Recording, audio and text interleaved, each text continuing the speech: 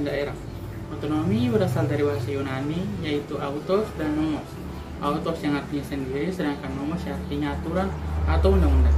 Jadi otonomi bisa dibilang sebagai suatu kewenangan untuk membuat aturan sendiri atau mengurus sendiri. Sedangkan daerah adalah satu kesatuan masyarakat yang tinggal di suatu wilayah dengan batasan-batasan tertentu.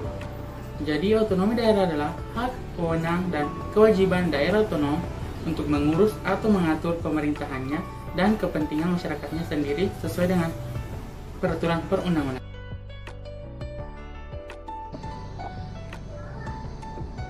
Adapun definisi otonomi daerah menurut beberapa ahli, menurut Benyamin Hussein, otonomi daerah adalah pemerintahan oleh rakyat dan untuk rakyat di bagian wilayah nasional suatu negara dan secara informal berada di luar pemerintah pusat. Sedangkan menurut Syarif Saleh, otonomi daerah ialah hak mengatur dan memerintah daerah sendiri, yang mana hak tersebut merupakan hak yang diberikan oleh pemerintah pusat. Itulah pengertian definisi otonomi daerah menurut beberapa ahli. Hubungan antara pembangunan daerah dengan otonomi daerah. Tadi teman saya telah menjelaskan tentang otonomi daerah. Sedikit saya berikan gambaran tentang pembangunan daerah. Pembangunan daerah adalah pembangunan yang dilaksanakan oleh pemerintah daerah dengan menggunakan anggaran daerah dan bantuan pusat untuk kepentingan masyarakat lokal.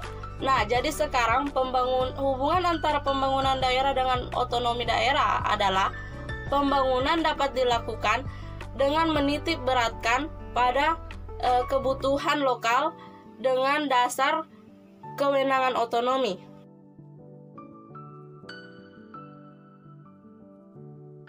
Absolut adalah urusan pemerintah yang sepenuhnya menjadi kewenangan pusat Presiden Republik Indonesia yang memegang kekuasaan pemerintahan negara Republik Indonesia yang dibantu oleh Wakil Presiden dan Menteri.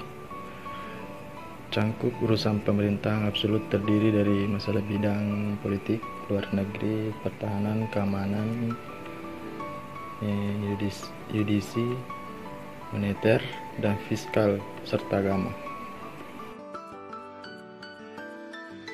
Nah, di sini urusan pemerintah konkurer adalah urusan pemerintah yang dibagi menjadi 3, yang diantaranya di sini adalah pemerintah pusat dan pemerintah provinsi, daerah, kabupaten, dan kota. Nah, di sini menjadi dasar pelaksana otonomi daerah.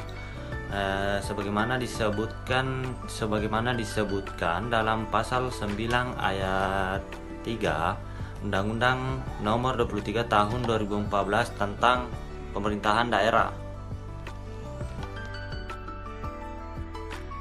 Jadi urusan pemerintah pilihan di sini adalah urusan pemerintah yang wajib diselenggarakan di suatu daerah atau sesuai dengan potensi yang dimiliki oleh daerah tersebut.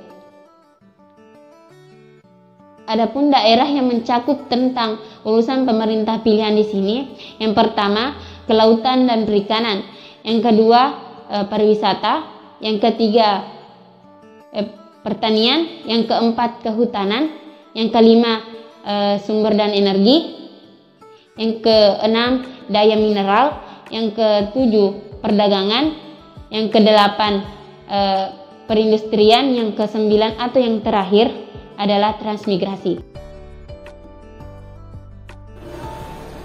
Nah, di dalam otonomi daerah, pemerintah diberikan kewajiban untuk mengatur setiap otonomi daerah mereka masing-masing. Jadi untuk otonomi daerah yang di Wajo, seperti pengertian yang dijelaskan oleh teman-teman saya sebelumnya adalah di mana kebijakan daripada pemerintah Wajo untuk mengatur setiap daerah yang ada di Wajo. Nah, salah satu implementasi yang dapat kita rasakan adalah sekarang sarana dan prasarana, infrastruktur dan lain sebagainya sudah terlaksana. Jadi apalagi yang mesti ditanyakan dalam implementasi otonomi daerah. Walaupun mungkin masih banyak, tapi hal itu pasti akan dipenuhi oleh pemerintah Kabupaten Wajo.